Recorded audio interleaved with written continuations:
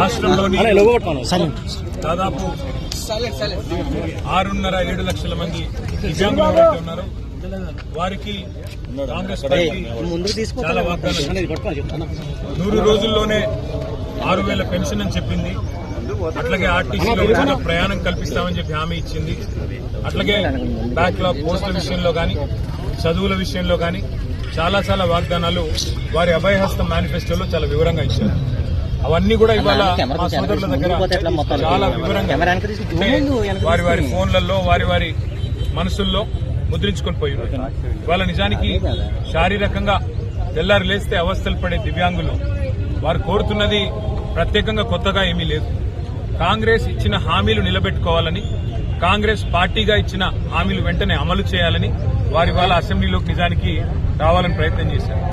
నేను అడిగాను, అసెంబ్లీలో లోపలికి రానియండి, మా లెజిస్లేచర్ పార్టీ ఆఫీసులో కలుద్దాము, వారు బయట రోడ్ల మీద కలవడం కరెక్ట్ కాదు అని. కానీ వీళ్ళందరూ వస్తే మాకేదో ఇబ్బంది అవుతుంది, వాళ్ళు వద్దు అని చెప్పి పాసులు కూడా ఇవ్వకుండా సతాయిస్తే ఇక్కడ నడి రోడ్డు మీద వారందరినీ ఇక్కడ కలవాల్సిన దుస్థితి ఈ రాష్ట్రంలో ఈరోజు. దివ్యాంగుల గురించి ఆనాడు కల్లబొల్లి కబుర్లు చెప్పి ఓట్లు పొంది ఇవాళ గద్దెనెక్కిన కాంగ్రెస్ పార్టీని మేము ఈ బడ్జెట్ సెషన్లో శాసనసభలో కూడా నిలదీస్తాము, అడుగుతాము. 6,000 పెన్షన్ ఎందుకు ఇంకా ఇవ్వట్లేదు? పక్క రాష్ట్రంలో 6,000 పెన్షన్ ఇస్తున్నారు. మరి మీరు గద్దెనెక్కిన 3వ బడ్జెట్ ఇది, అంటే 60% సమయం అయిపోయిన తర్వాత కూడా ఎందుకు ఇంకా డబ్బులు కేటాయించట్లేదు? నిలదీస్తాము. దాంతోపాటు దివ్యాంగుల గతంలో మేము డబుల్ బెడ్రూమ్ ఇల్లు ఇచ్చి ఆదుకునే ప్రయత్నం చేశాము. ప్రతి దానిలో కోటా పెట్టి వారిని ఆదుకునే ప్రయత్నం చేశాము. భవిష్యత్తులో ఇంకా ఎక్కువ చేస్తాము.